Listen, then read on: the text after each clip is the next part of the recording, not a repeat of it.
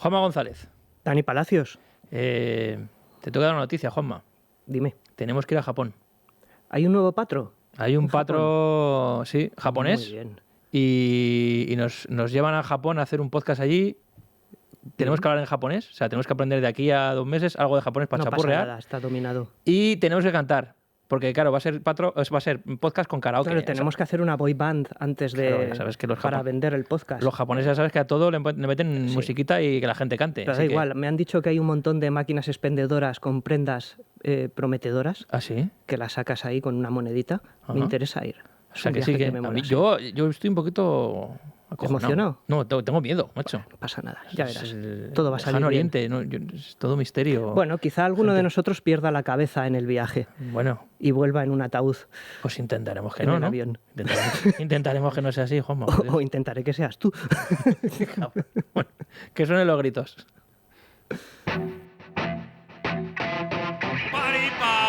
Paripar, con Juanma González y Dani Palacios. El podcast. Yeah. Bueno, Juanma, pues de nuevo Ridley Scott. Este año estamos tocando Sí. mucho a Ridley, ¿eh? Sí, sí, le tenemos amorcito.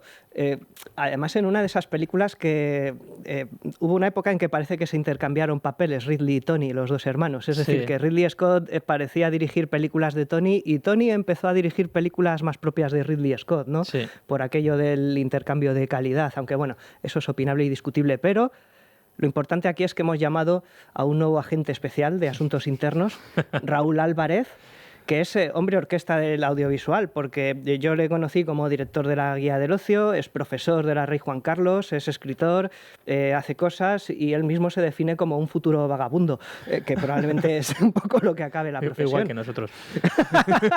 Raúl, muy buenas, ¿qué tal? ¿Qué tal, Juanma? Muy bien. Dani, un placer. Pues nada, encantado que estés aquí, además con este peliculón que has elegido tú. Y nos- sí, sí. y además de asuntos internos me he puesto de negro, llevo Sí, el sí, micro, sí, sí, la yo soy- grabadora... Estás grabando y- todo. Lo está grabando todo Sí, por si sí, acaso. lo estoy grabando absolutamente todo. ¿Quién tiene? Tenemos cada uno una plancha, nos la hemos dividido. ¿eh? Una Vale, plancha luego, del luego dólar. busco el papel de envolver de Disney un poco que le ponen al final, ¿verdad? Exacto. Sí, sí, sí, sí, sí. Bueno, a cambio de las placas, Sí. ¿qué me vais a dar? Como de la- Michael Douglas al final. Bueno, no se ve, ¿no?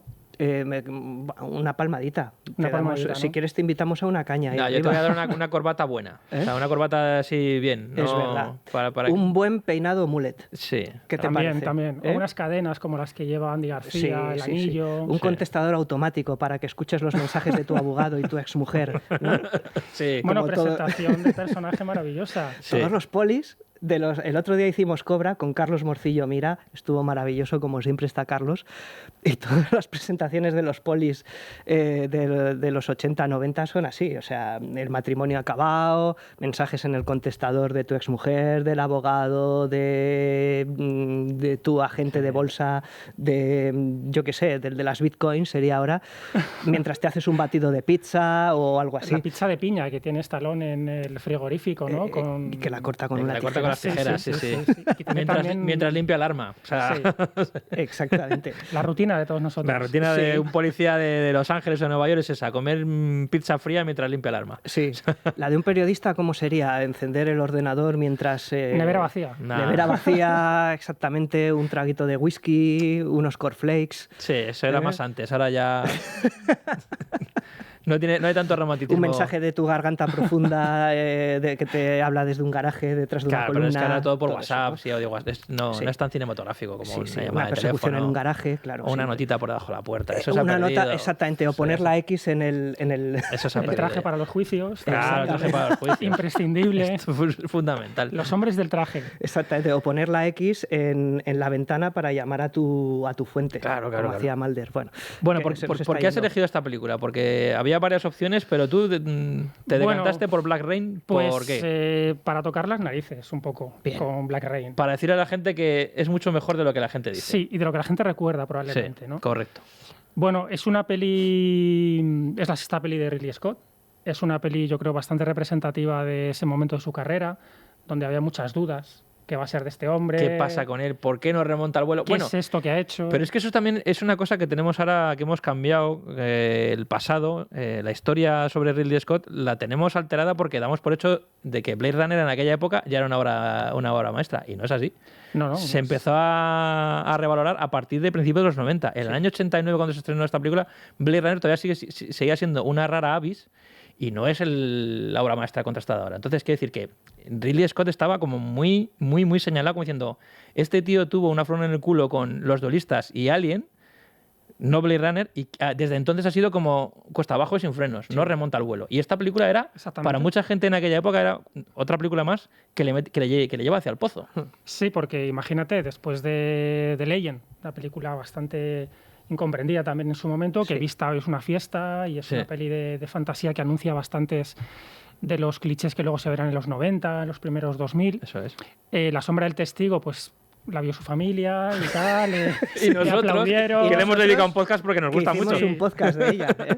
Sí. Una peli fantástica, además. Sensacional. Pues un guión sensacional que adelanta además el rollo thriller erótico noventero, de alguna manera, ¿no? La línea de Parker, de Line, que y que Michael Douglas lo va a cultivar con mucho gusto. Con fricción a partir de exactamente, con fricción fatal, básicamente. Con fruición y fricción, Michael Douglas iba a hacer un buen puñado de películas de ese estilo. Sí. Exacto.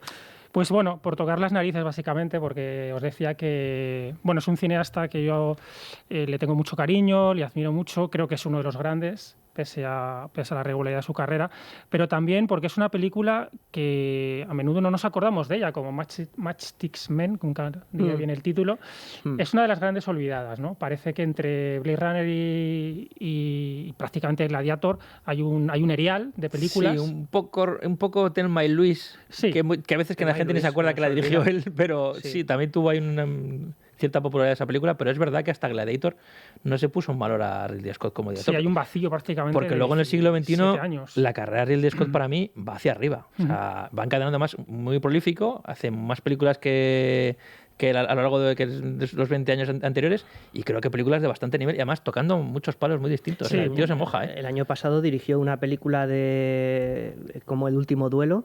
Y la Casa particularmente Gucci. Buena, y la Casa Gucci, que es más desigual, pero las dirigió como Spielberg en aquellos años de los 90, seguidas, una después de la otra, cambio de registro total, de comedia negra a thriller de época, llámalo X. ¿Cuántos directores pueden hacer eso? Y manejando ese nivel de presupuesto. Muy pocos, además ajustándose a fechas ellos. De rodaje. Que es una de las cosas que siempre se han hablado más de Ridley Scott como uno de sus valores, ¿no? Es decir, sabes que se va a ajustar, sabes que va a cumplir presupuesto y bueno, sabes que luego puede fracasar, eso también es cierto, pero bueno, yo creo que son muchas y muy buenas razones para rescatar Black Rain de la sombra, ¿no? De alguna manera de su carrera. Y también es una película, te comentaba, que me parece que actúa muy bien de bisagra entre el cine de los 80 y el de los 90.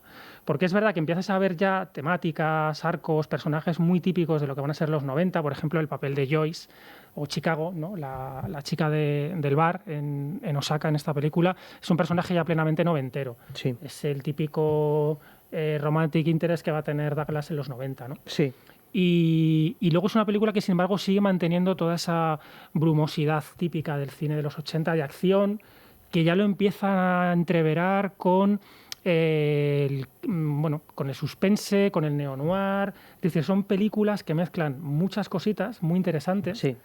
De hecho, y muy jugosas. De alguna manera ese carácter de transición se nota en los compañeros de Michael Douglas en la película, en el sentido de que la peli comienza con Andy García, un actor efervescente en ese momento, que estaba a punto de convertirse en estrella o igual ya lo era. Yo creo que ya lo era. Y de repente a la hora de película, Andy García sale de la película por la puerta de atrás o por la puerta grande. Pierde la cabeza un poquito y resulta que la película va de Masa, de Nicky Masa, ¿no? Kenta Takakura. Kenta Takakura. Entonces era la estrella, probablemente de las 2-3 estrellas más importantes del cine japonés. Exactamente. Y de todas formas, apoyándose en ese esquema de la buddy movie policial que recorrió todos los 80 y los 90, y que además también tenía variantes muy parecidas a Black Rain, como Danko Calor Rojo, con un ruso y un americano, etcétera. Pues aquí pues un americano y un japonés, ¿no?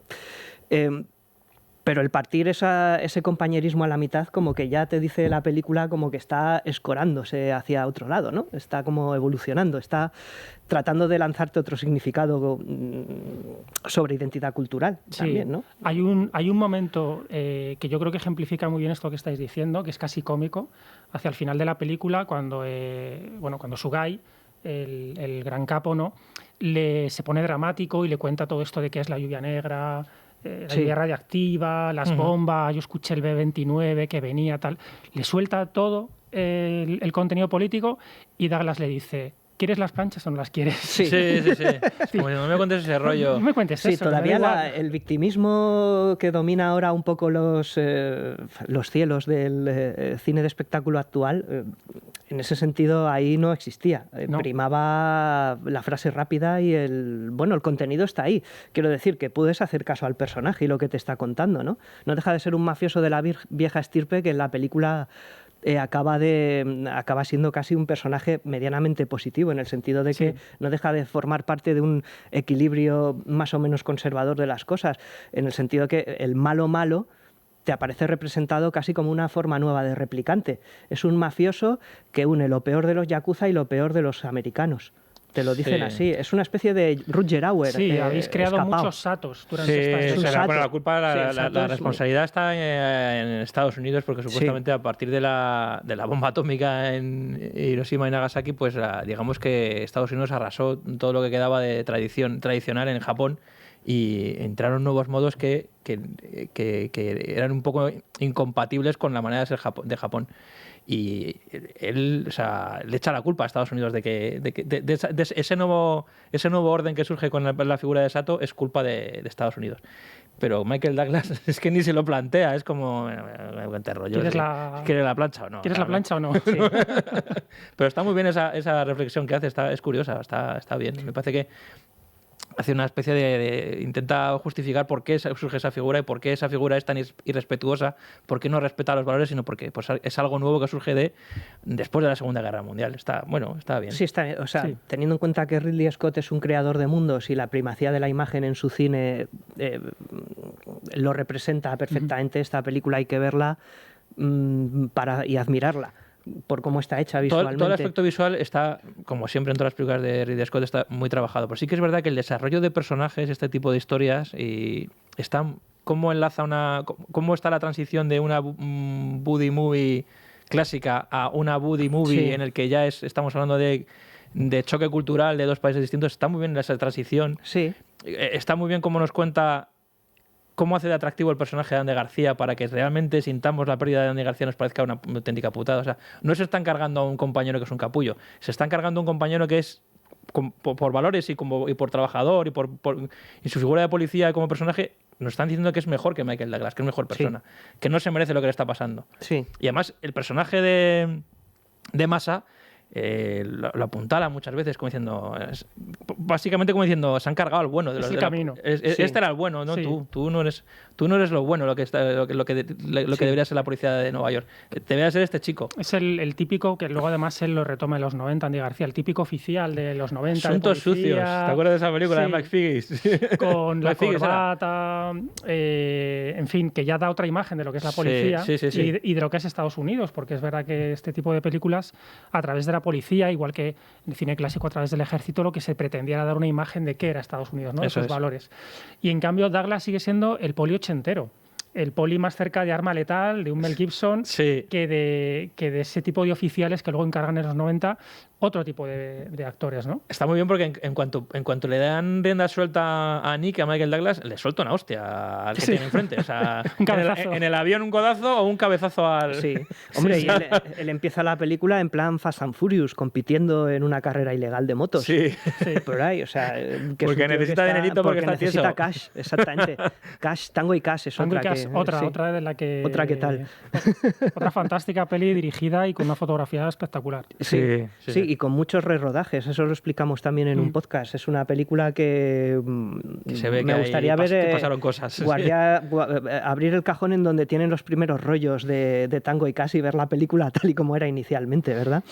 Pero bueno, creador de mundos, decía, y de alguna manera pues hila fino sobre las nuevas especies de personajes que van surgiendo en cada una de estas civilizaciones, porque esta película destaca también por representarte, aunque solo sea a nivel fotográfico y que el guión pues sea un poco más convencional, cómo eran posibles otros mundos distintos dentro de este mismo mundo, de este mismo planeta Tierra, ¿no? Ahora yo eso no lo veo, porque las películas son mucho más indistinguibles. Antes hablábamos de esa fotografía digital pobretona y plana que ahoga la expresividad de las películas, y sin embargo Scott pues estaba deseando volver a reproducir en Los Ángeles de Blade Runner, y lo hizo con Tokio, con la ciudad nocturna y llena de neones de esta peli. Bueno, fijaros, cuando llegan la primera imagen, sí, con ese sol que no sabemos si es crepuscular o naciente, yo creo que es naciente, toda la prefectura de Osaka, las chimeneas, el puerto, Blade Runner total. bueno, esas columnas de humo que se levantan, toda la arquitectura industrial, que eso le gusta mucho a Scott desde que hacía publicidad a finales ya de los 60, ya hemos cambiado el skyline de Nueva York, digamos, un cierto orden al que estamos acostumbrados, ¿no? El puente, etcétera, a un mundo casi marciano. Sí, algo diferente, es otro planeta, ¿no? Sí. Y luego los escenarios que elige para esa construcción de mundos que habláis son maravillosos. El mercado de pescado, el mercado de la carne, los clubs nocturnos. Los clubs nocturnos a mí es una cosa que me fascina. Por supuesto, maravilloso. Una factoría industrial. En todas las películas de esta época, desde Cobra, Terminator, a todas, Robocop, tiene que haber un horno, ¿no? Una que no se sabe muy bien.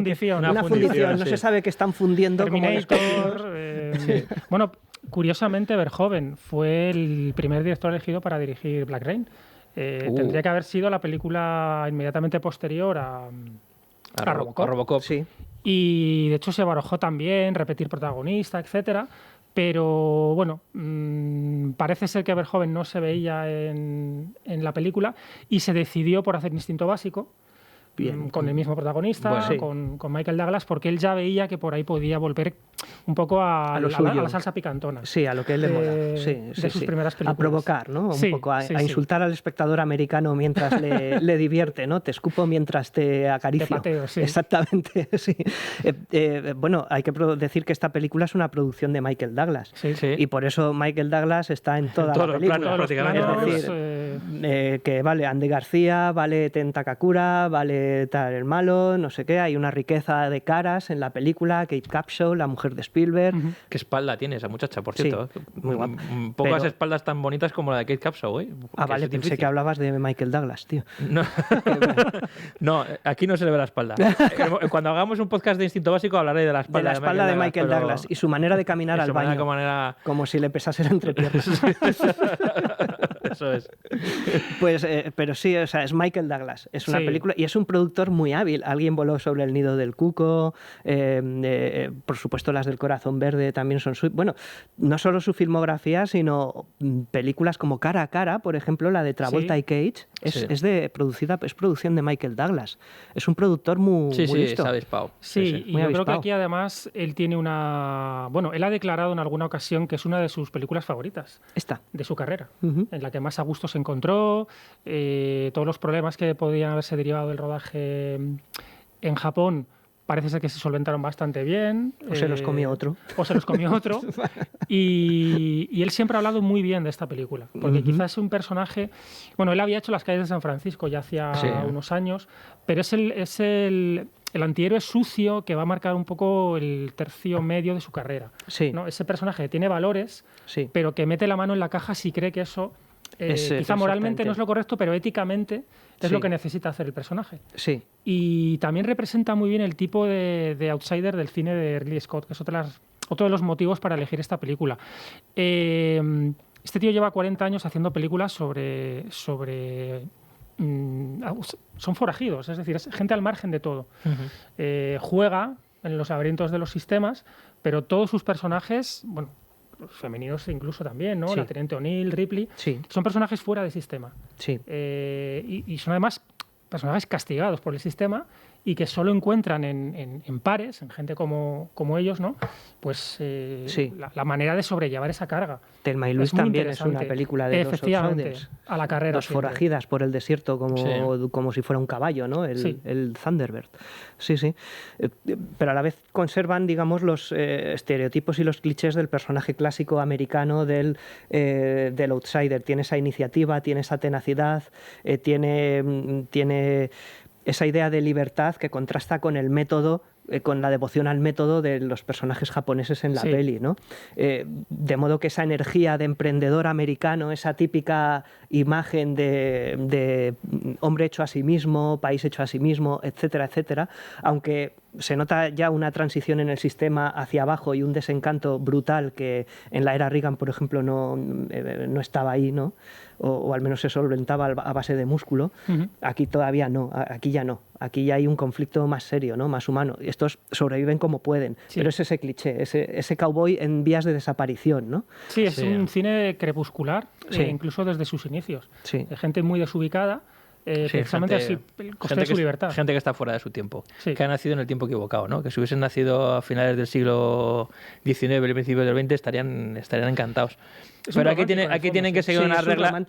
Son románticos de una época que piensan que de alguna manera en su cabeza era mejor, en la que se obraba de otra manera, y ahora tienes que ceñirte a unas normas y unas reglas a las que tú te sientes ajeno. Sí, y eso es muy típico, también es muy regla del western clásico también. O sea, películas de John Ford o de Howard Hawks, donde ya en los westerns había personajes que ya también estaban fuera de su tiempo, ¿no? Porque el tiempo estaba cambiando. Es una regla que funciona, pero creo que es más atractiva cuando la llevas a un mundo más contemporáneo. Cuando lo pones con edificios, con coches, con motos, yo creo que mola más y funciona más. Y con frases como mamá me dijo que no era estúpido tener miedo, pero hay que elegir un bando.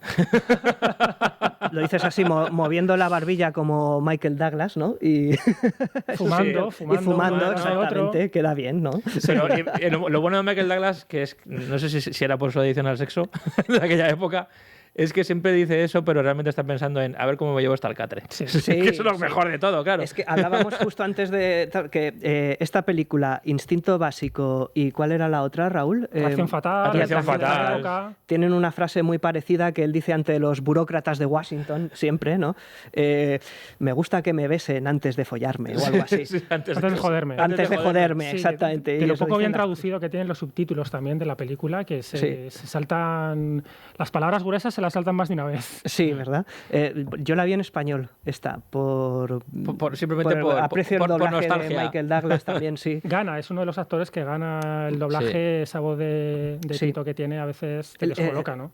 Sí, es igual que la voz de Bruce Willis, que pones aquí a Ramón Langa y la voz de Bruce Willis no es para nada la que tenemos aquí, no tiene el mismo valor, ¿eh? No tiene lo mismo, no se oye igual eso. No llega hasta tal punto porque la voz de Clint Eastwood mola, pero con la voz de Constantino Romero mola más. Mola más, sinceramente. Sí. Desde luego. Sí. Eso es así, vamos. Sí. Pero bueno, yo creo que la película es esa atmosfera densa, pesada, eso es característico, que le imprime Ridley Scott y sus dos directores de fotografía. Explícanoslo ahora. Sí, hay dos anécdotas muy divertidas de la película. La primera es que este guión debería haber sido el guión de Superdetective en Hollywood 2, que finalmente dirige su hermano un par de años antes, Tony Scott.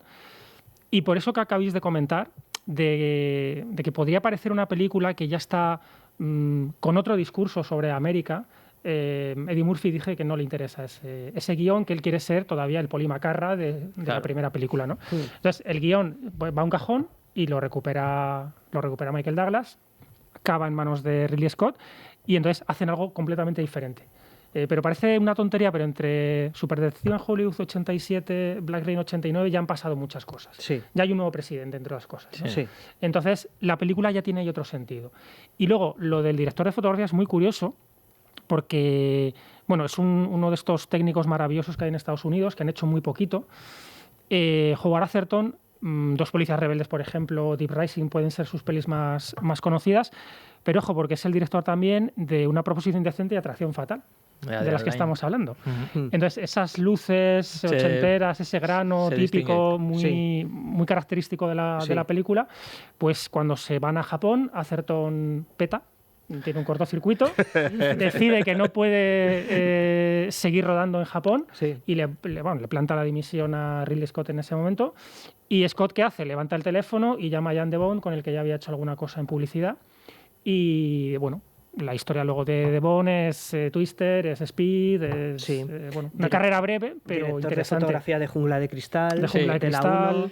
Y yo creo que en las pocas películas que hizo, un verdadero agente revolucionario de cómo se rodaban las películas en Hollywood, en particular las de acción, pero yo creo que tocó todos los ámbitos de la fotografía, su presencia en estas pelis, en estas pocas películas que hemos citado. Sí, para Verhoeven también fotografió. Luego es el director de fotografía de Instinto Básico, es decir, que el propio Michael Douglas se lo llevó con Verhoeven para Instinto Básico apenas 2 años después de esta película, escasamente. Y seguramente en Japón petó por lo que hemos comentado antes de empezar a grabar, porque en Japón la manera que tiene de hacer las películas y de rodar es todo como un sistema muy encorsetado, como muy sindicado, digamos.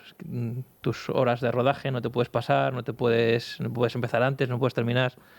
Y además de una manera como muy arcaica, muy analógica, ya analógica a los 80. Ya analógico a los 80, que ya es. Porque ellos tienen una forma de hacer las películas que creo. No sé si esto no lo sé, porque yo recuerdo leyendo un libro sobre editores. Hablaba un editor japonés que ahora no recuerdo. Takeshi Kitano hablaba. Era que estaba hablando sobre la edición y cómo se trabajaba en Japón. Y él decía que en los años 90 y en principios de 2000 todavía se seguía editando la película en Moviola. O sea, todavía se seguía utilizando, no se utilizaba edición no lineal.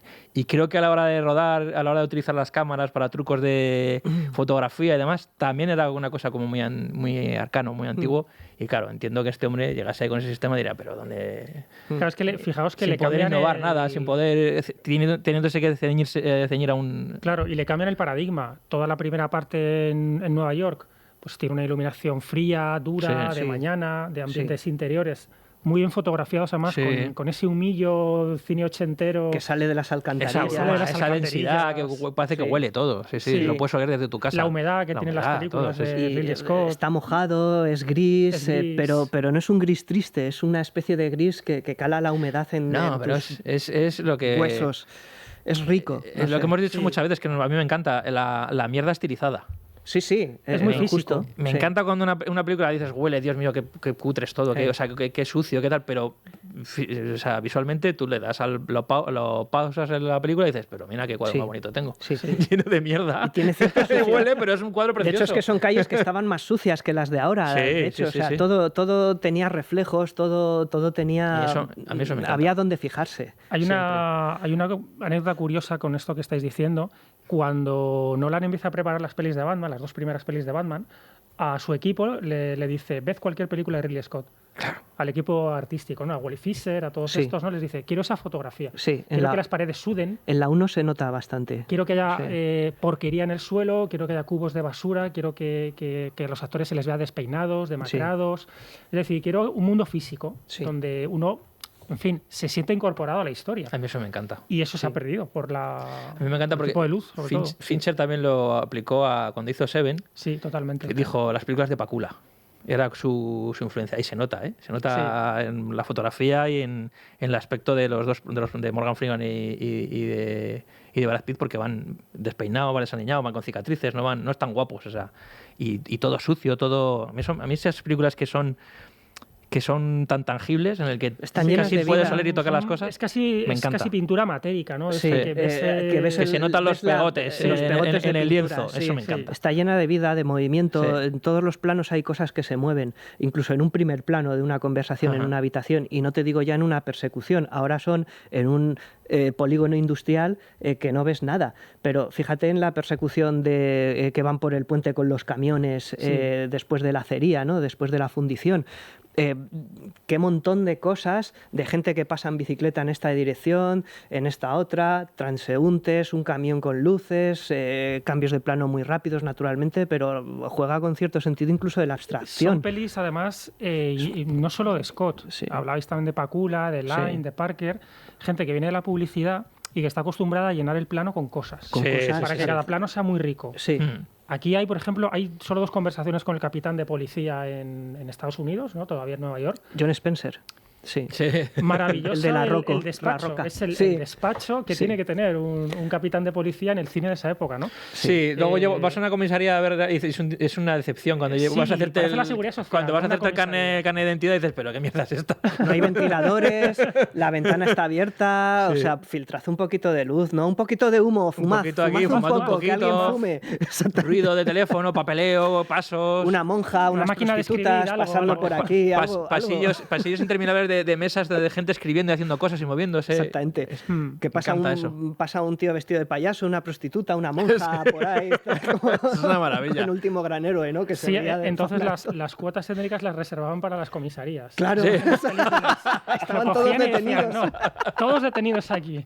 Creo que no, al calabozo". Pues es verdad que es muy interesante y no le pasa a todos los cineastas. Eso Sí. porque además, también lo hablábamos antes, se cuida muy poco la foto, pero es que se cuida muy poco la dirección artística. Sí, es que No es ya el fundamental. diseño de producción en general. Sí. Es que ya ves decorados desnudos. Desangelados. No hay detalles. Sí. Sabes que ahí lo han puesto, le van a dar la vuelta y hay una guardería. Es Sí. decir, Sí. tienes que llenar de vida todo el, Totalmente. el plano, ¿no? Sí. Y si tiene que haber un cenicero, que lo haya. Y da igual Sí. que sea artificioso, coño, es que el cine es eso, joder. Claro.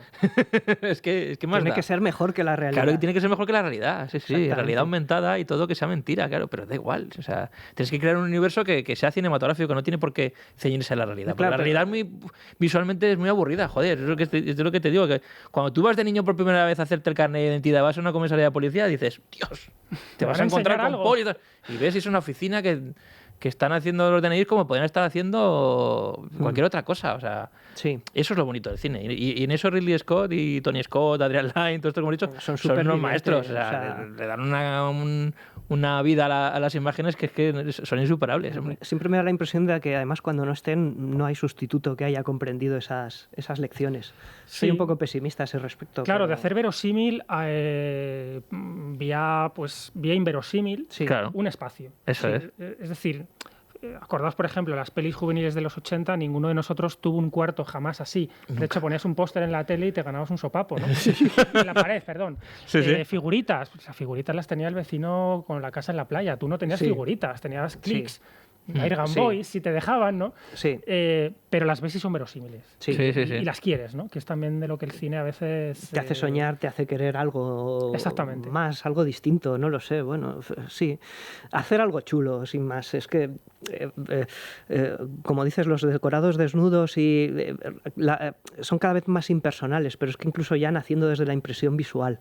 Y ves Black Rain y desde el primer plano de la película un espectador como yo cae seducido ante la peli. Sí, me da sí, igual lo que me cuentes, claro, si es que voy a mirarlo. Sí, sí. Sí, Eso porque voy es a una estar persecución en un muelle. Sí, nada. Y no se ve nada porque Ridley Scott tampoco es un genio Sí, con el espacio. La ni acción nada y de el eso. espacio no es. O sea, Igual a la que hora- Tony, a ¿no? la hora- Realmente no. a la hora- son confusos Sí, muchas a la hora veces. de rodar la acción se nota que ahí es donde se ven las carencias. Coño, no, Sí, pues, si no serían la totalmente. hostia, serían ya perfectos, pero porque muchas veces, pues sobre todo el tramo final de la película, que es tiroteos y persecuciones, no sabes dónde están los unos y los otros, hacia dónde van, dónde están. No te hacen una Sí, composición sí, del no, lugar que muchas no veces sabes qué le pasa a este o a aquel. La película casi parece que se olvida de Pero bueno, ellos. pero quiero decir que tienen otras virtudes que es precisamente Sí. todo esto, que sus películas visualmente están muy bien terminadas. Y además, sabes perfectamente que no es una cosa casual. Sabemos, porque lo hemos leído, hemos visto un montón de documentales donde los que Ridley Scott es especialmente puntilloso con todo lo relacionado con el arte de la película, con la fotografía, con los decorados, con el vestuario. Él está ahí muy encima de todo eso. Quiero decir que sus películas, sus cats también sean tan atractivas visualmente es bonito suyo, o sea, eso sin ninguna duda, vamos. Luego, fijaros que también esta peli tiene un puente muy bonito, una continuación. American Gangster, por ejemplo, es una peli que tiene conexiones. Me encanta esa película.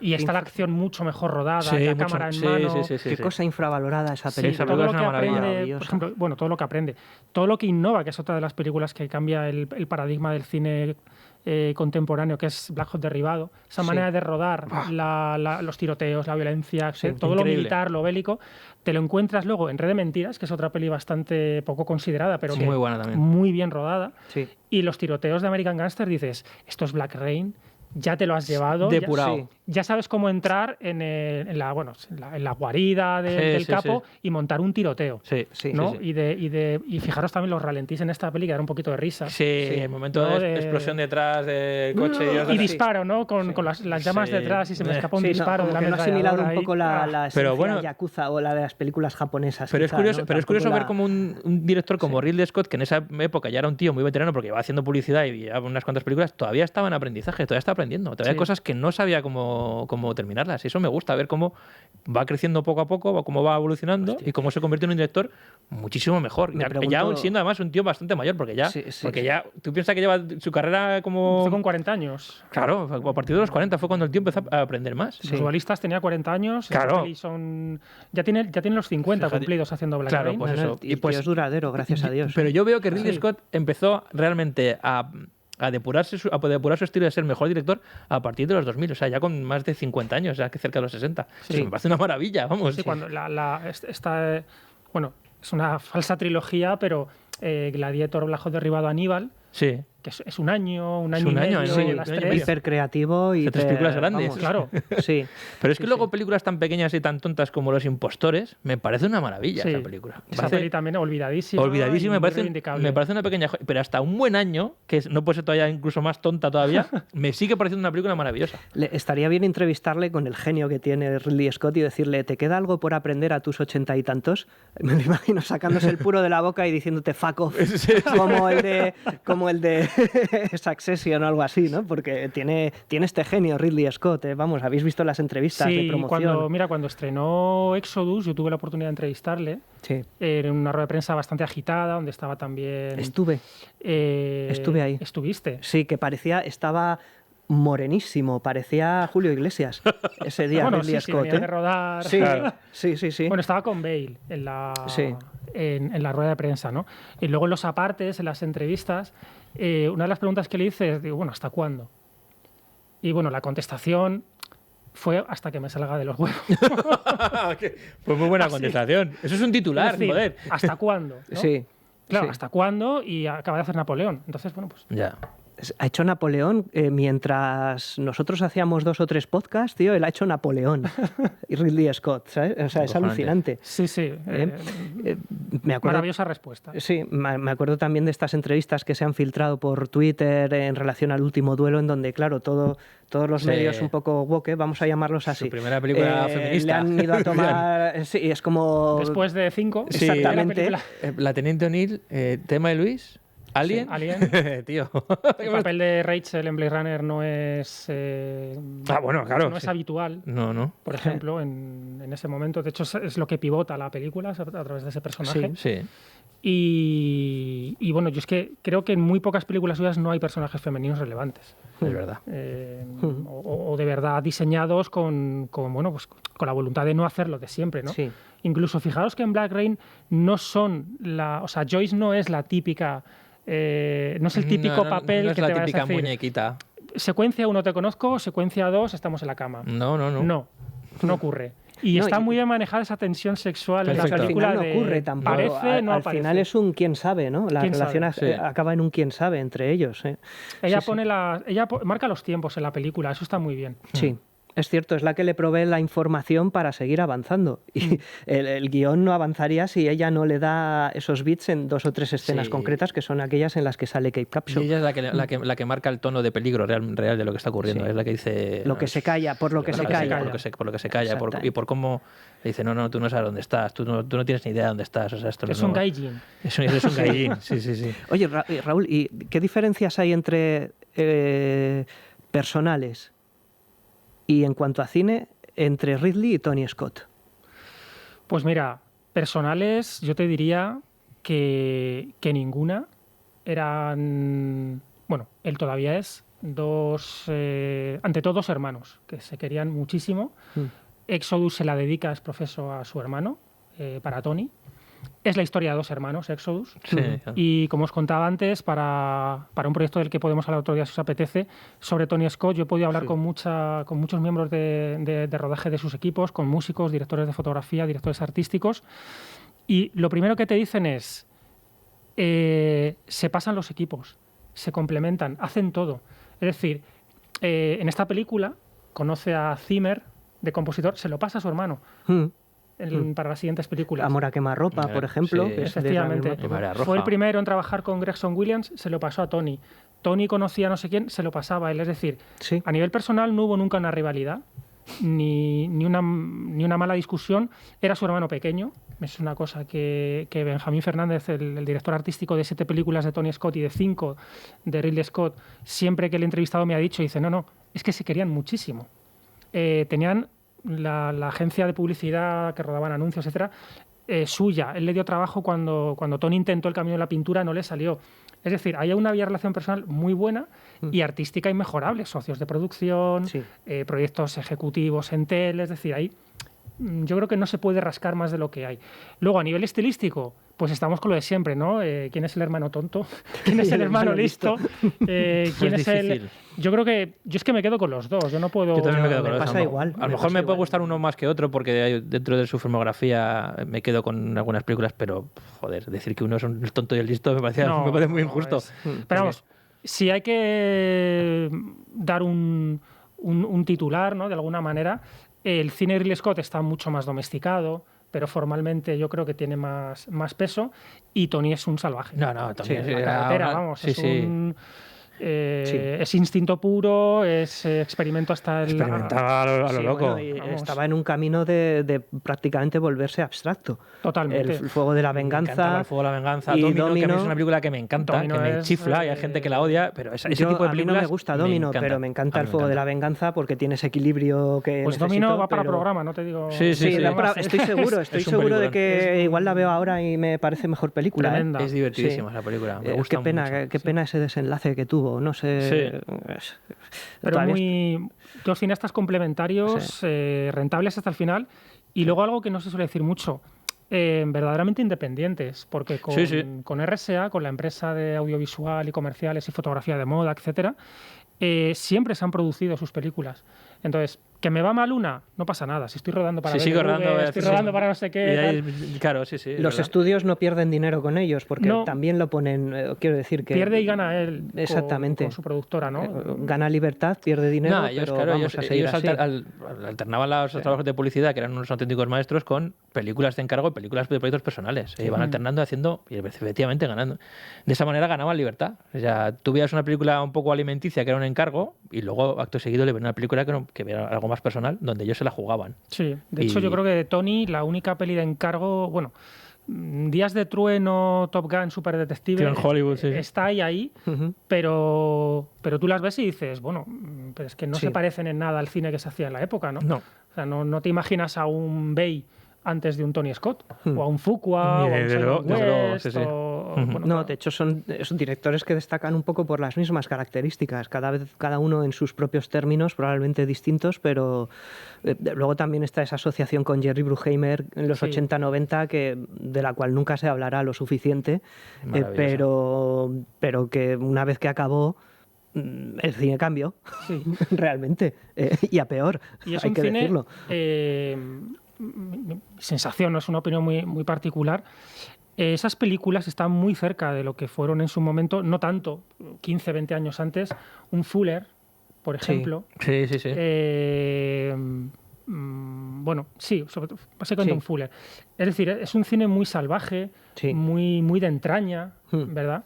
Y eso no es fácil encontrarlo hoy día. No, Esto de comparar a los Scott, sobre todo a Tony Scott con Samuel Fuller, yo creo que nos lo dijo una vez García, ¿eh? ¿sí? Sí, creo que recordar que hizo la misma comparación que has hecho tú. Me ha llamado la atención porque no creo que haya mucha gente que haya llegado a esa conclusión. Un ¿eh? Peckinpah también. Un Peckinpah, sí. Es decir, por ejemplo, los ralentís, el cómo Sí. orquestar una violencia. Sí. Hay mucho de un cine hecho con las tripas, en el que yo no creo que tanto que se esté, como se ha dicho muchas veces para denostar el cine de acción, ¿no? Bueno, pues esto es una masculinidad aquí tóxica, terrible, bueno. venenosa.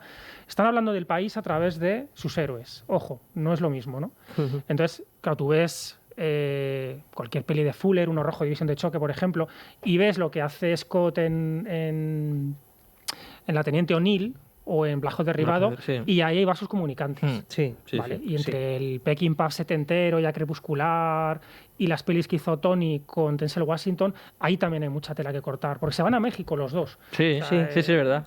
Ahí hay entre un grupo salvaje y una película como El fuego de la venganza. El fuego de la venganza, sí. Hay muchos paralelismos. Y los personajes de Tony son muy viscerales también, en el sentido de que son apasionados. No son tanto trepas o representantes de un determinado orden y de esa voluntad de triunfo estadounidense, como apasionados. O sea, de su voluntad de querer ser el mejor, el primero, nace de su querencia por hacer cosas, porque son explosivos, no porque sean patriotas exactamente. Son individualistas también en ese momento, desde ese punto de vista. Tienen una cualidad que decía, hay una frase de Leone que me encanta, que le decía a Clint Eastwood, ¿no? Quiero que te comportes como el hombre que sabe que le van a meter en un ataúd al final de la película, que te están tomando medidas cuando entras ya en el pueblo. Claro, es como no tienes absolutamente nada que perder. Nada que hacer. Claro, tú ves a Denzel Washington en esas películas y dices, vale, eres el traje del hombre muerto. En El fuego de la venganza es una maravilla. Sí. Porque además, es un peliculón. Es el que es. O sea, quiero decir, no es haciendo ningún spoiler, pero sabe perfectamente cuál es el final y va con todo en la película. Eso me encanta. Esa peli es un podcast, Dani. Esa película a mí es extraordinaria. Yo creo que es mi película favorita de Tony Scott, fíjate. La versión larga la llegué a ver al final, no me acuerdo. Hay dos versiones de la peli. Sí, no sé si acabaron llegando aquí en Blu-ray o DVD, pero hay una significativamente más larga, un montaje extendido. Puedes de estar esa de 4 horas viendo la película. Sí, y cómodamente y si sentado, ¿no? Seguir viendo más. Sí, Chris sí está pintando su obra maestra. Yo esa película hice la prueba, se la puse a mi mujer. Sí. ¿Y la vio? Joder, le por flipó. La niña, ¿no? Le flipó la película, le flipó la historia. Sí. Cuando después de que te desarrollan toda la historia de la niña, de Pita y Chrissy, sí. Mi mujer decía, vea por ellos. Que no se escape ni uno. Es una maravilla de película, hombre. Pues fíjate que en esa película la mansión con la piscina, que no existía, la construyen. Sí. La construye Benjamín para la película. Qué maravilla. Porque hace falta. Entonces, claro, todos esos técnicos que te dan vida a una peli como esa o como Black Rain se van perdiendo. Ya. Porque el club de Black Rain está construido ad hoc para la película, ¿no? Sí. Los apartamentos, todo está hecho. Oye, me hace falta un interior de estas características. Pues lo construyo. Sí. Es decir, es que lo vamos a hacer. Sí. Y en el momento en que tú lo haces, lo llenas de vida, le pones ahí unas macetas, el acuario, ¿no? Lo que tú quieras. Sí. El espacio ya tiene otra vida. Además, el actor, que lo decías tú antes, el actor necesita sentirse a gusto en un escenario. A gusto, ¿no? Claro, es fundamental. El vestuario y el decorado es fundamental para que un actor entre de lleno y de repente se lo crea. Es que si está todo vacío y no ve nada alrededor, ¿cómo vas a interactuar? Es muy difícil meterse. O sea, eso es fundamental. Las películas de Tony Scott y Ridley Scott es que los sitios son palpables, son tangibles, ya no solo es que se ve, es que casi se huele, se oye la música que utilizan también. Es que es fundamental. Que parezca que la colilla realmente está recién machacada en el cenicero. Sí, y que cuando comen es materia lo que están comiendo, claro. esos fideos, ¿no? Los fideos. Enormes en esa conversación. Oye, perfectamente cómo comen. Es una escena estupenda cuando empiezan a intimar ellos dos. Masa y como solo los fideos, sí, me entra hambre. He comido hoy fideos, que es domingo, y me apetecen fideos para cenar, por culpa de la película.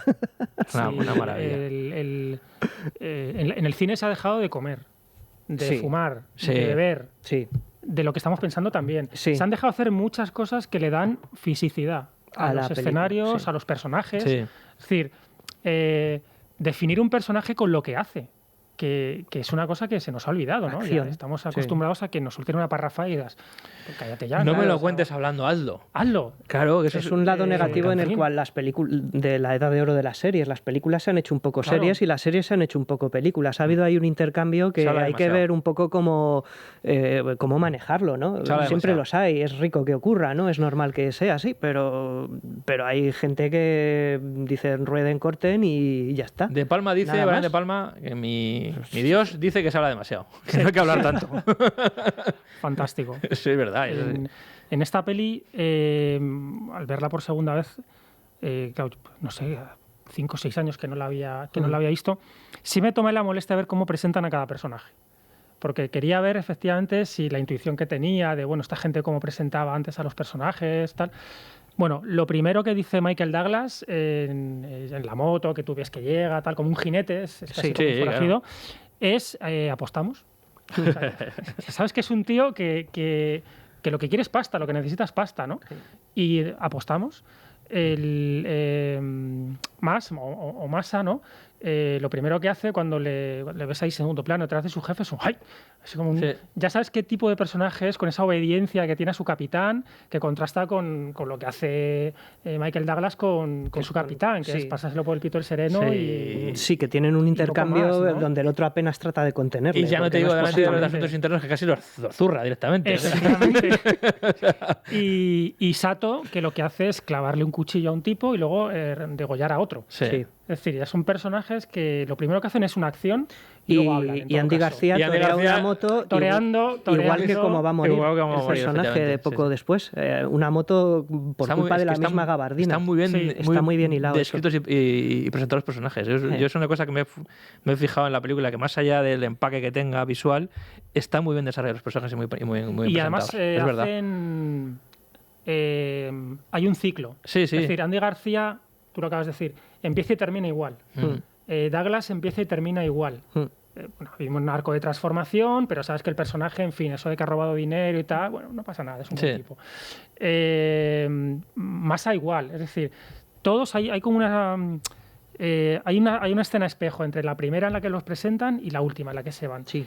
Y eso no es nuevo tampoco en la filmografía de Scott. Me parece que hay una pauta ahí muy interesante de cómo quiere que termine cada uno de los personajes. Más ejemplos en otras pelis. A ver.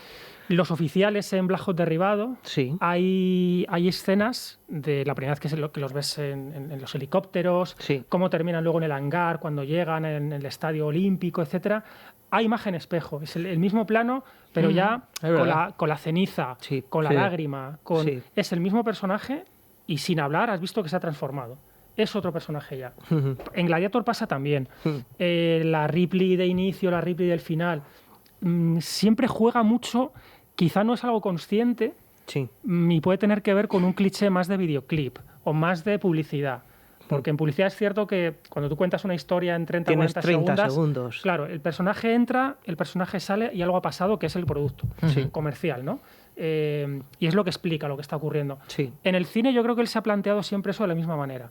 El personaje entra, el personaje sale. Qué bueno, eso pasa algo, hay una historia. De hora y media en este caso, pero para que tu cerebro, digamos, asimile esa relación, te crea una imagen espejo. Es decir, ¿no? Yo creo que se preocupa mucho, que es algo que también decía Spielberg, ¿no? De la imagen más importante de una peli es el primer plano y el último. Y si tienen relación, la mano que se agarra en Múnich al principio, ¿no?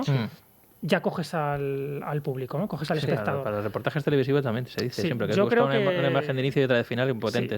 Que eso lo hace Scott probablemente por inercia o por instinto, ¿no? Porque entiende que, oye, hemos conocido a este personaje así, a ver cómo sale, ¿no? Y que eso también como público te hace decir, bueno, me ha merecido la pena las 2 horas.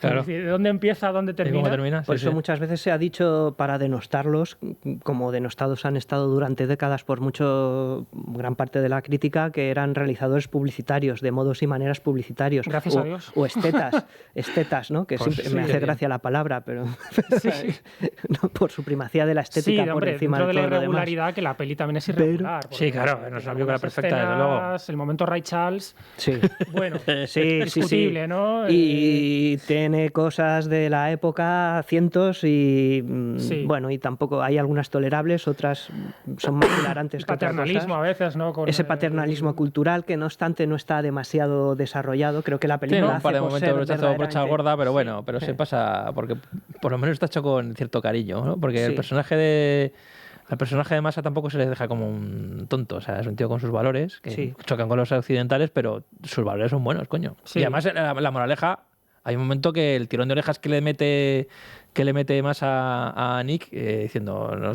cuando confiesa que ha robado, está muy bien, quiero decir que es el personaje de fuera, el personaje japonés, el oriental, el ajeno, al que está fuera de nuestras costumbres, el que le da la moraleja, que le cuenta el cuento de eso está mal y además te va a explicar por qué está mal. Es que hay que ser también un poco crítico con el personaje del norteamericano. Claro, o sea, es un individualista en decadencia absoluta y en ocasiones de una manera justificada, muy probablemente.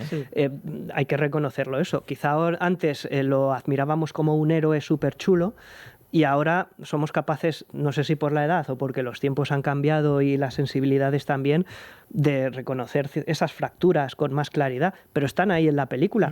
La película yo creo que es más crítica de lo que nosotros como espectadores del 89 probablemente podríamos ser capaces de asimilar. Sí, no sé si me explico. Es una América que está cambiando. Sí, exactamente. Muy distinta. Es un oficial condenado a... Es un sueño que se acaba. Es casi como precisamente el Bruce Willis del último Boy Scout. Es ese tipo de personaje acabadísimo de la época, que ante todo está acabado porque su tiempo está pasando. Entonces, yo creo que las películas, en este caso Black Rain, son a veces mucho más interesantes de lo que un primer visionado, ¿no?, en su momento nos puede dar a entender. Sí. ¿Qué te están contando aquí? No va de que el personaje te caiga mejor o peor, sino que está representando una decadencia. Y no nos olvidemos tampoco que es que Ridley Scott es inglés, quiero decir que al fin y al cabo siempre tiene esa mirada. Lo mira desde fuera también un poco, ¿no? Él es otro gaijin en Hollywood. ¿no? Y luego tienes otra cultura pujante, extremadamente poderosa, basada en el método, quizá en ocasiones excesivamente, ¿no? Le vendría bien un poco de flexibilidad, que es lo que viene a aportar Nick, el americano impaciente, pero que está ahí, y yo creo que la respeta, quiero decir, no los personajes que tienen unas organizaciones criminales que en absoluto desmerecen a las occidentales en eficacia y afán de sangre, con lo cual yo creo que hay un respeto, ¿no? Hay un respeto a ese status quo, lo refleja bastante bien el funcionamiento de esa sociedad, y todo ello en una película que va de carril, es una peli en ese sentido coyuntural, hay que saber verla, es la típica película del año 89 y de la Paramount, es decir, vienes de Danko, vienes de Cobra, vienes de Arma Letal, vienes de tal, esta era la... Son los actioners... Exactamente, este es el actioner de la Paramount del año 89, ¿no? De policías chungos o de parejas de policías. Pero, oye... Es que esa condición que tiene de híbrido entre lo que es el actioner tradicional y lo que ya va a ser el neo-noir, encarnado en Mann, ya en los 80, bueno, hace un par de añitos Mann ya te hace Manhunter, ya había hecho Ladrón. Es que mezcla muchos elementos la película, de lo que estaba siendo Hollywood hasta este momento y de lo que va a empezar a ser. Y es que eso yo creo que le da una profundidad que en su momento quizá pues no sé, y tampoco es no es el Japón de la postal. No. Yo recuerdo que es la primera vez que vemos cosas de Japón que no se han visto en otras películas. Es decir, es verdad. Lo de los clubs que hemos visto luego ya hasta la saciedad, yo creo que esta es de las primeras películas donde vemos cómo son los típicos clubs japoneses, con las chicas, con las geishas modernas, con los karaokes. Quiero decir, que a partir de ahí yo creo que se explota mucho esa figura que es más atractiva visualmente, además de Japón, que no lo tradicional. Sol Naciente fue una película también de esta época, la de Sean Connery y Wesley Snipes. Un poco después, posterior. Creo que es de la Fox esa, basada en una novela de Crichton. No me acuerdo de gran cosa de la película, la verdad la tengo súper lejana, pero yo creo que era un argumento del cual se recurría, ese choque una cultural. Respuesta, quizá esta, igual que esta también era como... ¿Recordáis Manhattan Sur, la de Cimino? Sí. También tiene algo de Manhattan Sur esta peli, es decir, bueno, vamos a coger porque en el fondo es coger la multiculturalidad norteamericana, por lo menos de las ciudades más emblemáticas, ¿no? Nueva York, Los Ángeles, trocearla e irte a ese sitio. Pues cojo Little Italy y me voy a Italia. Cojo Japón, me voy a Japón. Y ver cómo es esa cultura y luego ver qué parte de ella te has quedado en Estados Unidos, ¿no? En tu ciudad.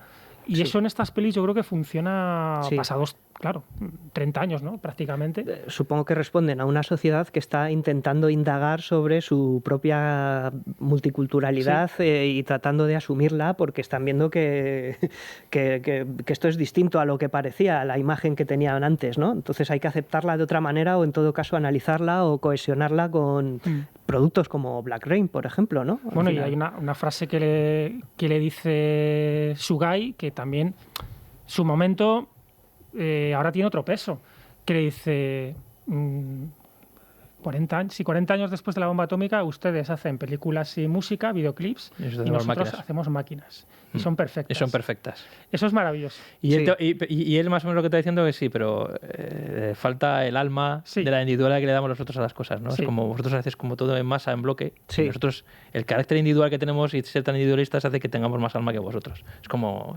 Nos complementamos. Sí, nos complementamos. Además es la escena de lo de las placas luego, o sea, que tiene hay un juego también simbólico que funciona muy bien. ¿Y cómo se podría hacer esta película ahora? ¿Dónde tendría que irse Michael Douglas? Creo que eso lo vamos a dejar para después de la publicidad. Después de Jesús Puente eres. ¿Es verdad? No me lo digas ahora. Dígamelo después de la publicidad. Paramos para escuchar musiquita. Vamos a escuchar a Ray Charles, What I Say, y ese momento de los más bajitos de la película, pero son a Ray Charles, aunque lo cante Andy García. Y ahora volvemos y respondes a eso, Juanma.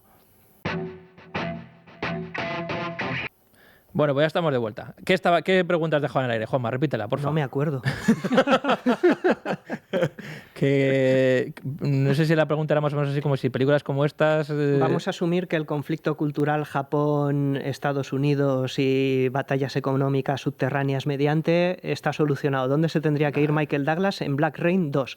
No al geriátrico. Sería China. Pero sino, ¿a qué país? Tendría que ser China, porque Japón, después de la Segunda Guerra Mundial, los japoneses adoran Estados Unidos. Alguna movida con coches eléctricos que se hacen ahí. No había tanto conflicto, fíjate, ahí. Y ya siendo películas 80, que yo creo que ahí es donde ahí ves que, bueno, se han ido a Japón por ser un país exótico, pero los japoneses adoran a los americanos. Entonces, eso me chirría un poco. Yo creo que sería China, fíjate. A China, sí. O sea, China sí que sería los chinos están metiendo popper en coches eléctricos que envían a Estados Unidos. Y ahí que se va... Pero es que yo haría ahora mismo... O sea, Michael Douglas. Me metería en una buddy movie de americano y chino, pero no me iría a Shanghái o a las megaciudades, no. Me iría a la China de interior, rural, que es casi el medieval. O sea, eso sí que sería un contraste de la hostia. Sería muy bien. Que Michael Douglas se presente ahí en una aldea de mierda. Rural. Porque un chino un cine rural, pero con un policía de Nueva York. Sí. ¿Y os imagináis lo que habría sido ver a Eddie Murphy en Japón? Con las geishas. Bueno. O a qué le pones. ¿Qué le pones? Es que hasta tartamudeo cuando lo digo. Sí. ¿A quién le pones al lado? De quién colega, ¿no? O sea, a Hutch Reynolds le pones ahí en Japón. ¿En qué bar puede entrar para enredar y dar por saco, ¿no? Y burlarse del dependiente, temible. Del camarero, ¿no? Bueno, los guiones de Superdetective en Hollywood siempre les ha pasado esto, porque la 1 acabó siendo Cobra. Porque iba a ser para Stallone. Y Stallone se llevó la idea y el tono y lo que quería hacer e hizo Cobra. Y cogieron a última hora a Eddie Murphy y salió Superdetective en Hollywood 1. Y luego lo que has mencionado de la 2. De hecho, en la 2 hay un momento en el que Eddie Murphy entra y hay un póster de Cobra en una pared y hace... ¿sabes? Comparable al de... ¿Cuál es esta...? El último gran héroe cuando hay el cambio de... ¿Puede ser o no? No, en Los gemelos golpeados 2 veces cuando ve a Schwarzenegger ve Rambo 3 y hace así. Sí, o creo que es en Demolition Man cuando le dicen ve un busto de Schwarzenegger, ¿llegó a ser presidente? Sí. Y se ríe, ¿no? También hay Sí, esos piques amables entre ellos, ¿no? El Planet Hollywood, ¿no? ¿Qué niño no quiso ir a esa mierda a comer algún día ahí en la plaza ahí cerca de Atocha? Sí, íbamos al Foster y traicionábamos a nuestros héroes. Exactamente. En lugar de ir al Planet, exactamente. ¿No? Y se me ha olvidado lo que iba a decir. Es que me he acordado del Foster del Planet Hollywood. No me extraña que se te haya olvidado. Eddie Murphy. A mí me encanta Eddie Murphy, ¿eh? Me parece un... Bueno, Eddie Murphy hizo algo parecido. De alguna manera en El Chico de Oro, cuando se van allá también a... Es verdad. Sí, hay un choque cultural importante también. Otra que tal, es verdad. ¿Qué tal? Cierto. Sí. Está curioso, está el choque divertido. Cultural, sí. Estaba en todas las... Era un tema. Del cambio de década en el cine, ¿no? Es como los Flodder en América, pero al revés, ¿no? Un poco. Como era una familia tronada, se llama. Una familia tronada, sí. Una película holandesa, tío. Sí. Esas choques culturales, sí. Bueno, la verdad es que me ha gustado mucho volver a ver esta película, ¿eh? Muy entretenida, se me ha pasado en un momento, 2 horas dura, y se pasan muy rápido. Pasa muy bien.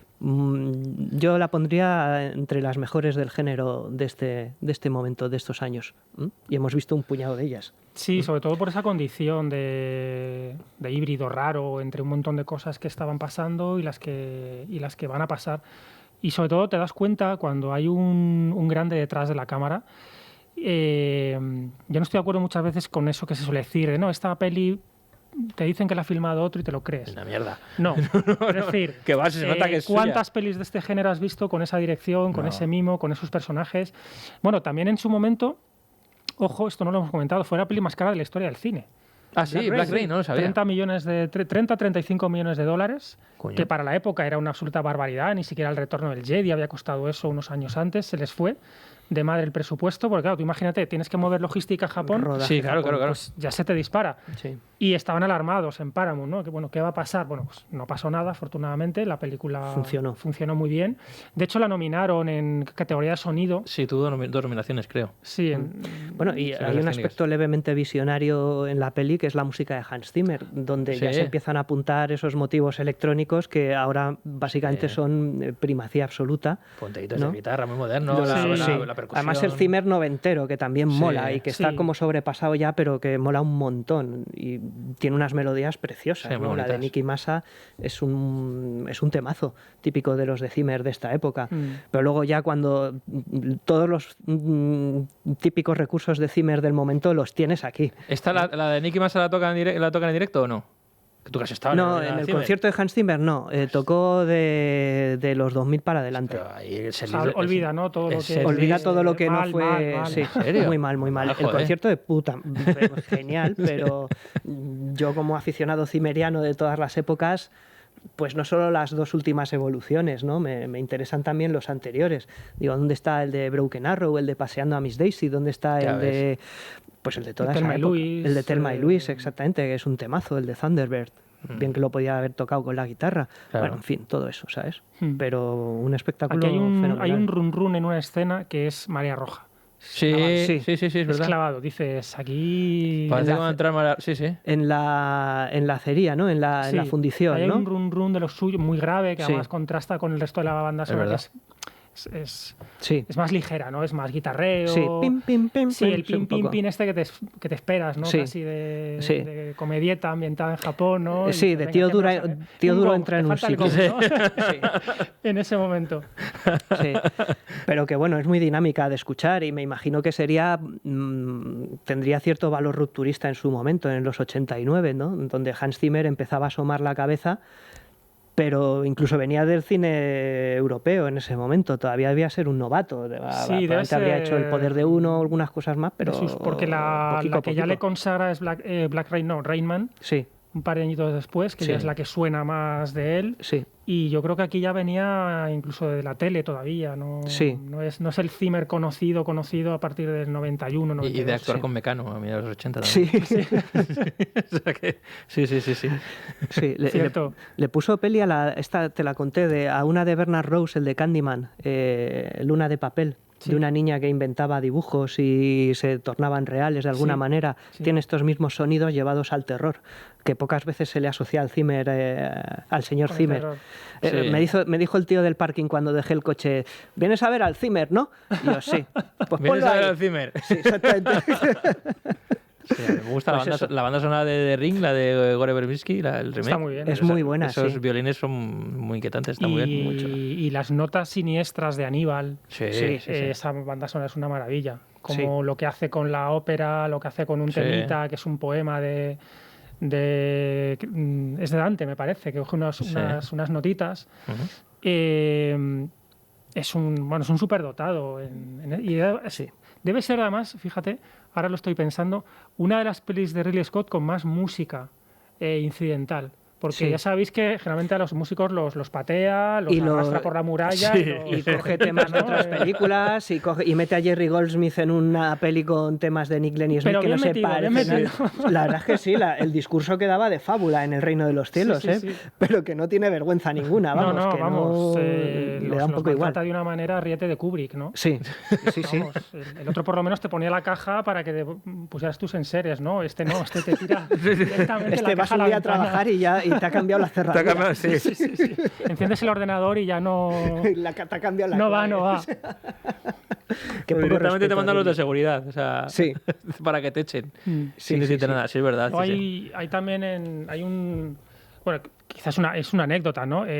Takakura, que hemos dicho que era uno de los actores más importantes de Japón en ese momento, curiosamente había hecho sobre todo de criminal, de yakuza, en muchas películas, y aquí le ponen a ser un oficial de policía recto, serio, un código de honor, un bushido así importante.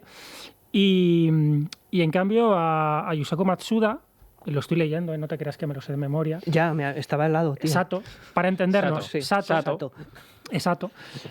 Pues había hecho casi siempre de oficial, joven, meritorio, tal, y aquí hace de yakuza, ¿no? Pues de criminal. Está muy bien de malo. Y muere muy poquito después de la película. Ya estaba enfermo cuando hace la película, por eso iba a decir abrigo, no, la gabardina esta que lleva, tal. Creo que no llega a ver el estreno de la película. Y, ¿Qué tenía? Pues tenía un cáncer, por lo visto, bueno, terminal, te sale hoy y mañana ya no estás. Un hombre muy joven, no sé qué tendrá en la película, 30 y pocos años, no creo que tuviera muchos más. Y bueno, le habían recomendado que no hiciera la película, que se sometiera a tratamiento, etcétera, y dijo, no, porque si hago esta película me recordarán. Y si me muero, pues, en fin, no me va a recordar. El resultado iba a ser el mismo, probablemente, ¿no?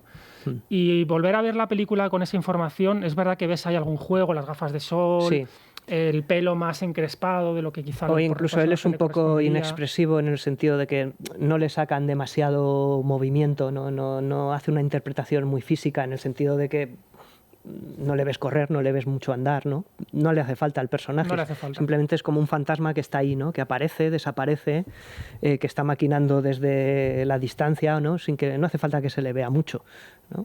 Sí, pero tiene buena presencia. Las pocas veces que sale las veces que sale la película es un tío que impone. O sea, tiene un par de momentos como soluciona la escena y las miradas.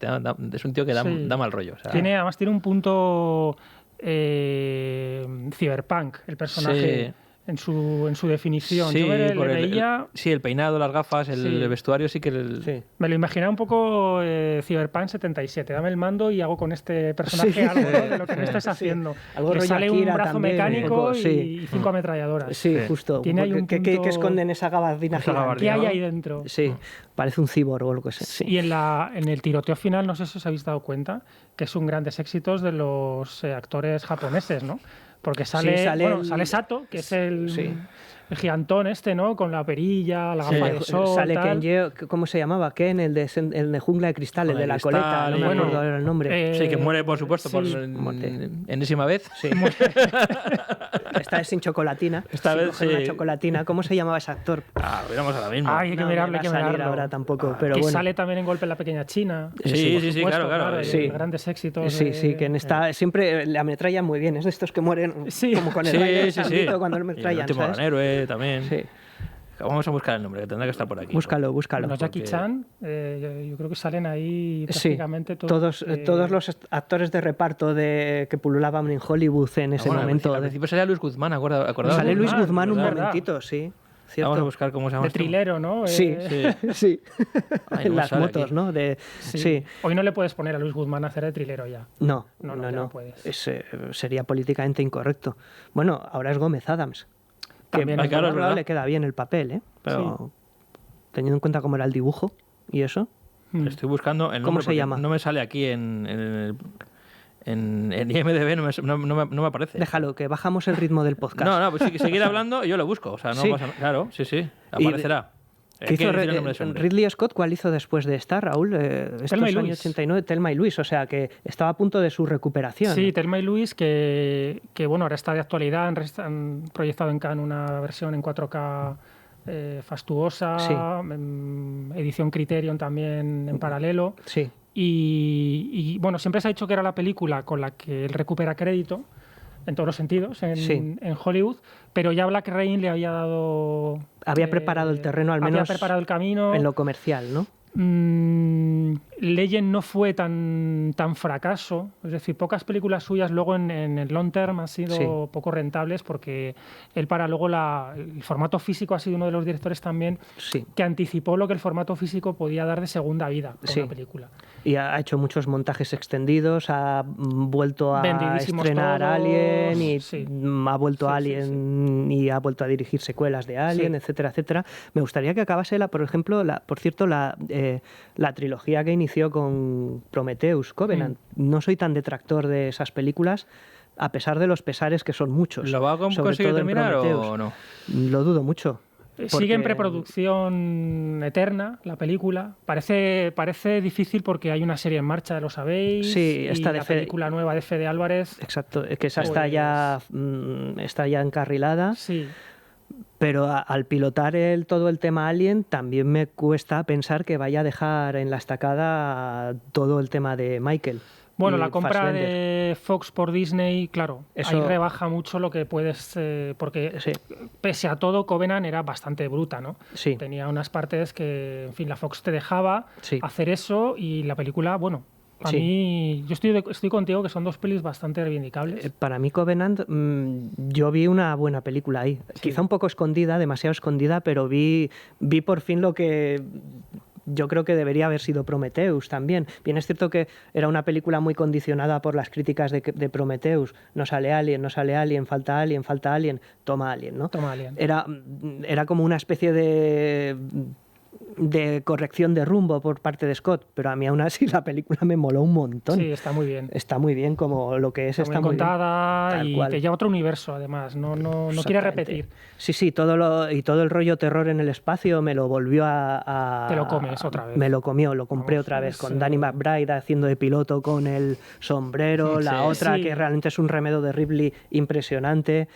El enésimo aterrizaje, la enésima salida de la nave, todo, lo tiene todo. La vuelta a la cueva, que al final Alien es una vuelta a la cueva siempre, ¿no? A lugares oscuros, a enfrentarte al mamut. Y con la antorcha, que es una cosa maravillosa, ¿no? O sea, es que una pena que los millennials rechazasen esa película. Es como, por favor, tíos, no lo sabes que os gusta ahora. No os gusta esto, pero ¿por qué? Y además enlaza también de alguna manera bien también con todo el rollo, o sea, aparte del género y la acción y tal, que está muy bien, con todo el cogollo ahí existencialista del personaje. Y la manera de liquidar a Shaw...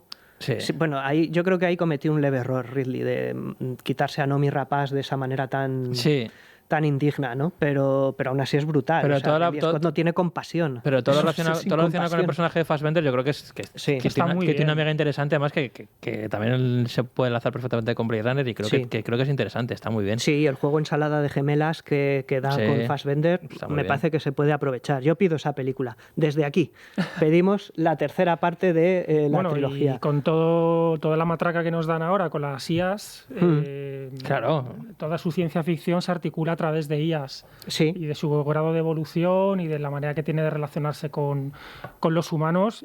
Y, hombre, es una pena que no... Quizá ya por edad, por presupuesto, yo creo que Disney está esperando a que... No, si nosotros queríamos, pero ya está mayor. Sí. Están ahí jugando... Dejarlo morir, nunca mejor dicho, ¿no? De alguna manera. Sí, vaya... En fin, mejor me callo. Pero es una pena, porque yo creo que había muchas ideas muy potentes en esa película y que realmente sí que entroncan bien con las de Alien.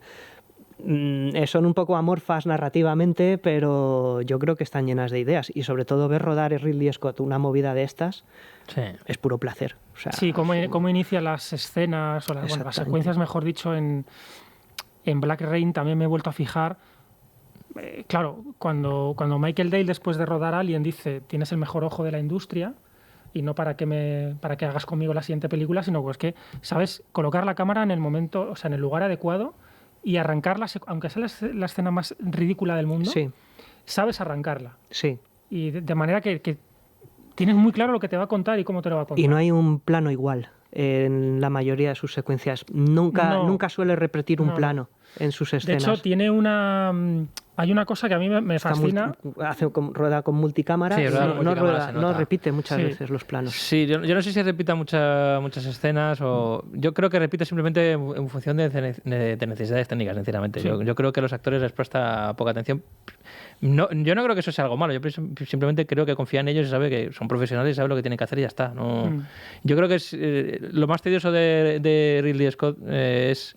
Más allá de que él organice sus rodajes de una manera muy práctica porque utiliza mucho la multicámara, es por decisiones técnicas y estéticas que a él le gustan. Es decir, la luz no incidía aquí en este momento como yo quería, no ha salpicado aquí el barro como yo quería. Sobre todo es ese tipo de cosas son las que él más se pone más tiquismiquis. Es un pintor de batallas. Sí. Y es en eso, pero insisto, él organiza sus películas de una manera muy, muy práctica y de hecho a los hechos nos remetimos. Es decir, a partir de los 2000 él hacía películas enormes en muy poco tiempo. O sea, en tiempo récord. 3 meses, 4, y te monta ahí un... Y te monta, y las estrenaba además 2 películas al año y era como, ¿cómo le ha dado tiempo a hacer una película tan grande seguida de otra película tan grande? Bueno, hay veces que se le cuela algún gladiador con un reloj, Seiko, ¿no? Sí, claro, También, bueno, pero bueno, gajes del oficio. Pero ¿no? bueno, No pasa nada, ¿no? Sí, yo os animaría a ver cómo rueda los diálogos. Ajá. A partir de ahora os inyecto un suero de la verdad. Sí. Y no rueda nunca el mismo plano en un diálogo. Ah, eso está bien. Eso es. Sí. Es maravilloso como, por ejemplo, El consejero, que es otra peli maldita suya. Sí.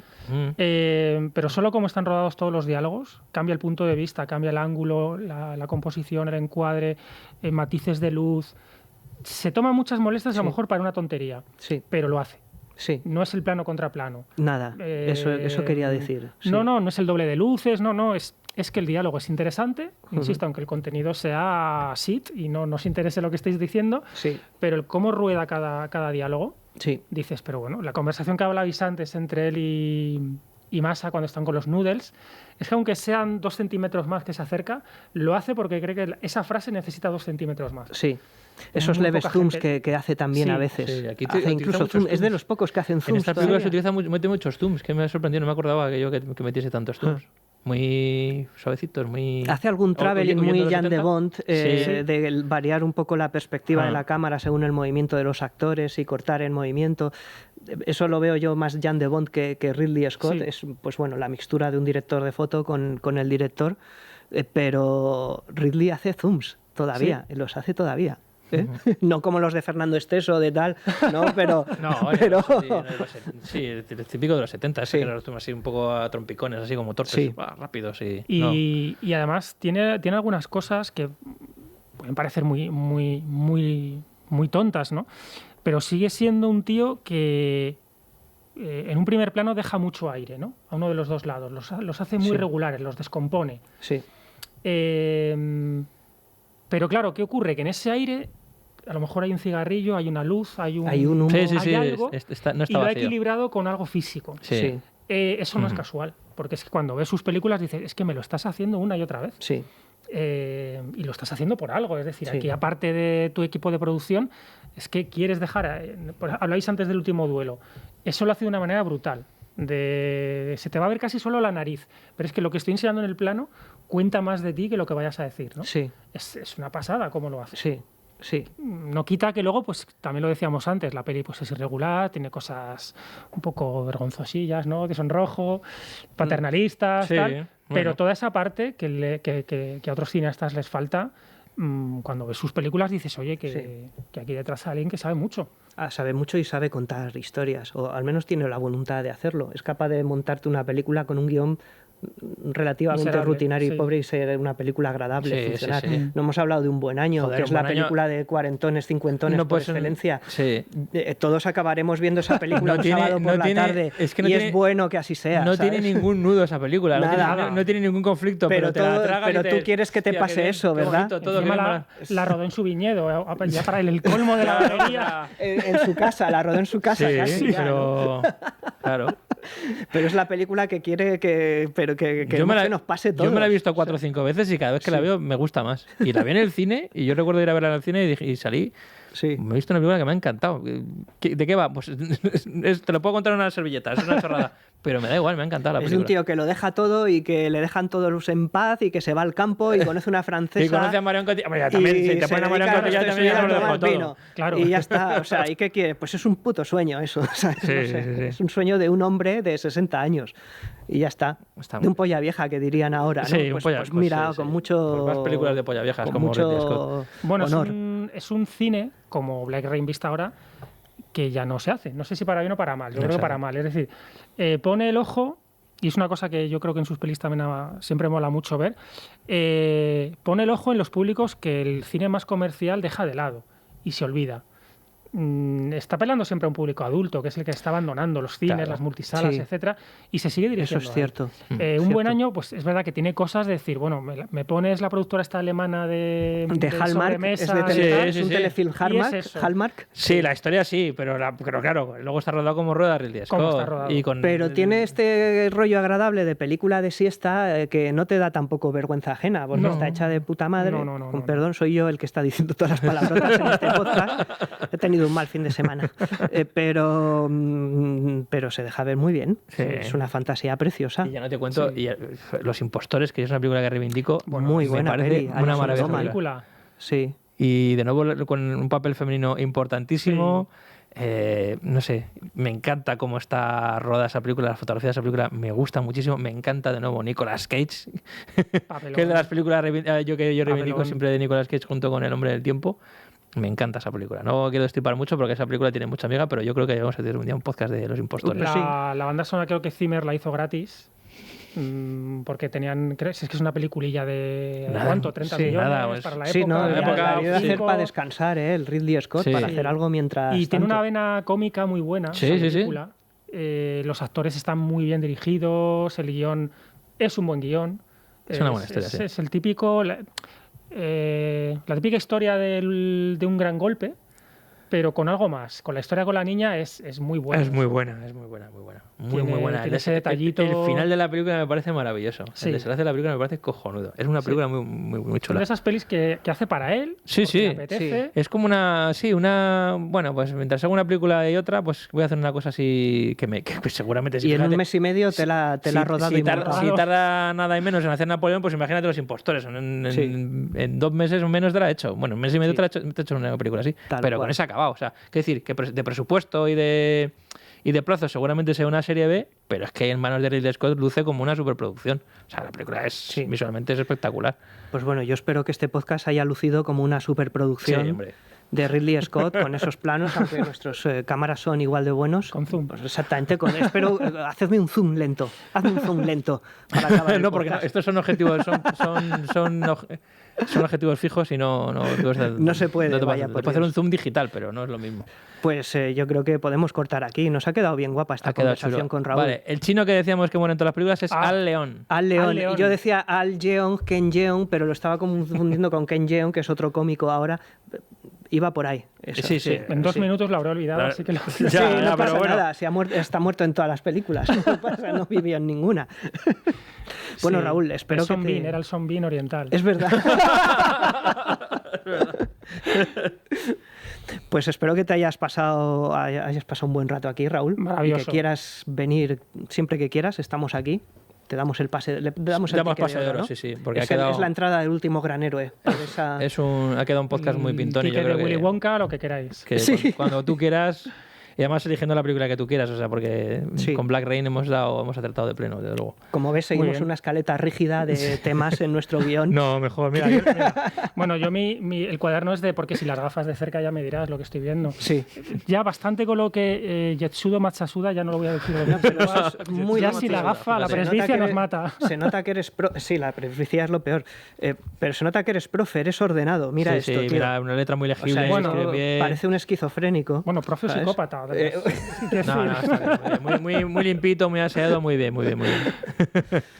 Pues Que nos despedimos Un placer. con nada, el placer nuestro y ya te digo, pase de oro, de verdad, cuando tú quieras, con la película que quieras, porque seguro que vas a elegir buena peli que nos va a gustar a nosotros. Es nuestro rollo, nuestra mierda totalmente. Claro, Juanma. Raúl va a sacar Totalmente. un libro sobre Tony Scott dentro de muy poco. Pues entonces, Este Así mismo que- añito. pues ya este está. mismo Todo año. bien. Pues fíjate. Así que estad atentos.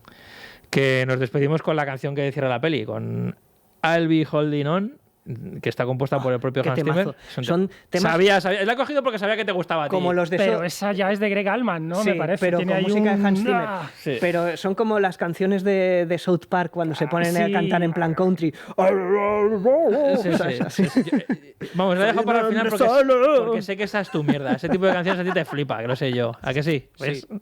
Yo habría cogido otra que suena por ahí de fondo, pero digo, no, voy a dar el gusto a Juanma. Ah, qué guay, Claro. ¿cómo me entiendes? Por eso Rescoldo estamos- ochentero también en la peli ese, ¿eh? ¿Eh? Rescoldo ochentero. Sí, sí, Sí, son, sí, o sea, esto es totalmente, como cenizas de los 80 todo. totalmente, Es un tipo de- podría ser el título de nuestro podcast.